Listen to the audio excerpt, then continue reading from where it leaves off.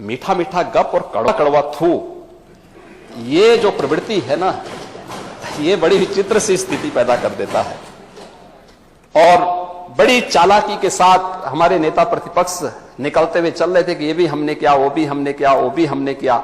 हमने कहा इसीलिए तो जनता सम्मान नहीं दी, क्योंकि जनता जानती थी कि आपने नहीं किया है, करने वाले तो इस पक्ष के लोग हैं, इसलिए समर्थन इन्हीं लोगों को मिलना चाहिए।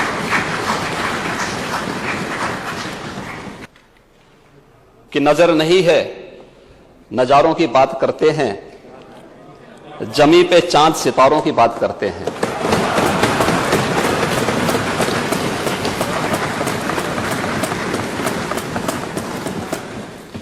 वो हाथ जोड़ के बस्ती को लूटने वाले भरी सभा में सुधारों की बात करते हैं।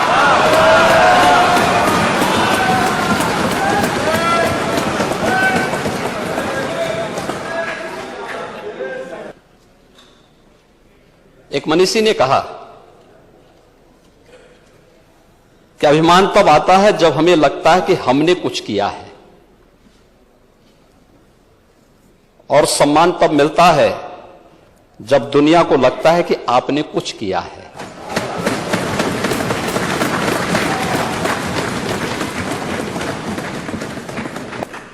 मैं धन्यवाद दूंगा शिवपाल जी को कि उन्होंने भी अपनी विधानसभा सीट पर जाकर के युवाओं को वहां पर टैबलेट और स्मार्टफोन का वितरण किया, और भी अन्य मान्य सदस्य भी वितरित करें। उनके विकास की सभी जगह गए हैं, पहल करना पड़ेगा।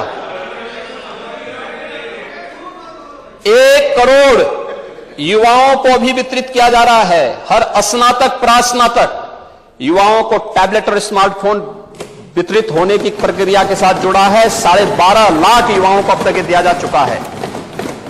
सेमीकंडक्टर की कमी के नाते प्रोडक्शन जो मैन्युफैक्चरिंग होनी चाहिए उसमें थोड़ी समस्या आ रही है, लेकिन जैसे जैसे बढ़ रहा है यूपी उसको लेकर के अपने यूथ को उसे उपलब्ध करवाने का काम भी कर रहा है, और उनकी ट्रेनिंग, बेहतर ट्रेनिंग के कार्यक्रम के साथ भी इस अभियान को आगे बढ़ा रहा है।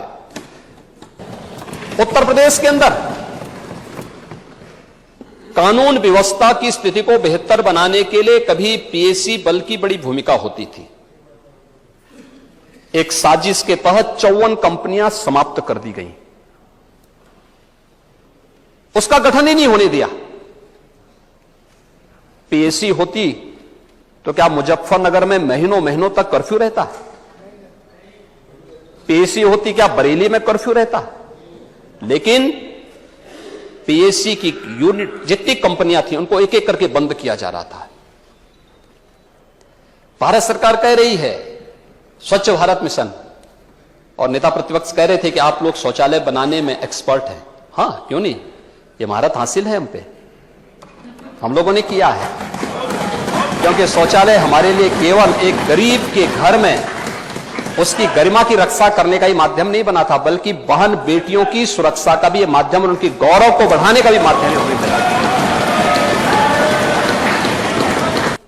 मीठा मीठा गप और कड़वा कड़वा थू, ये जो प्रवृत्ति है ना, ये बड़ी विचित्र सी स्थिति पैदा कर देता है। और बड़ी चालाकी के साथ हमारे नेता प्रतिपक्ष निकलते हुए चल रहे थे कि ये भी हमने किया, वो भी हमने किया, वो भी हमने किया।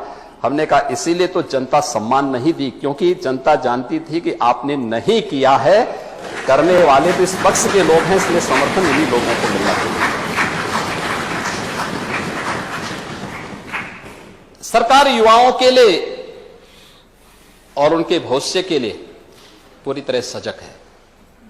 उत्तर प्रदेश का युवा पहचान के संकट से बाहर आ चुका है, देश और दुनिया में अपनी प्रतिभा का लोहा मना रहा है।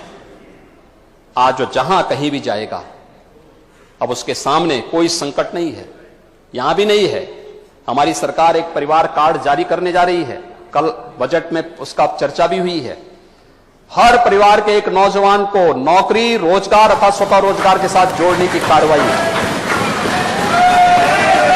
मंत्रिमंडल में इस पर चर्चा हो चुकी है।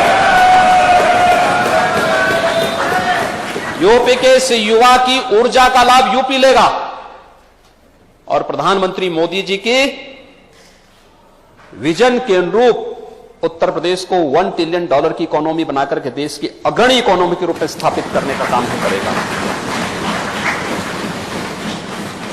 महोदय, अन्नदाता किसानों के बारे में बहुत सारी चीजें कही गई, इतनी बातें कही गई, इतनी बातें कही गई, इतना गुमराह करने वाली बातें होती थी, ऐसी बातें होती थी।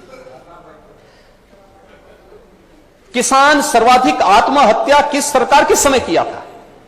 और मैं दावे के साथ कह सकता हूं कि उत्तर प्रदेश के अंदर सर्वाधिक किसानों की आत्महत्या 2004 से लेकर के 2016 के बीच में हुई है। हम लोग आए थे 2017 में, प्रदेश की माली हालत अच्छी नहीं थी, लेकिन तब भी हम लोगों ने 86 लाख किसानों के कर्ज माफी के कार्यक्रम को आगे बढ़ाने का काम किया।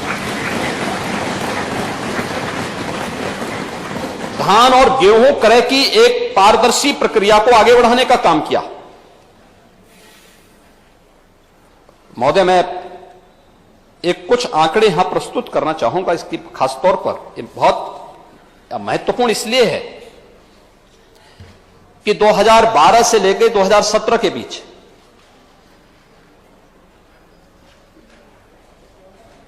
किसानों से धान का जो कुल क्रय किया गया, क्रय केंद्रों के क्रय केंद्र नहीं चलते थे, पिछली सरकारों में आड़तियों के माध्यम से क्रय किया जाता था, एमएसपी का लाभ किसान को नहीं मिल पाता था,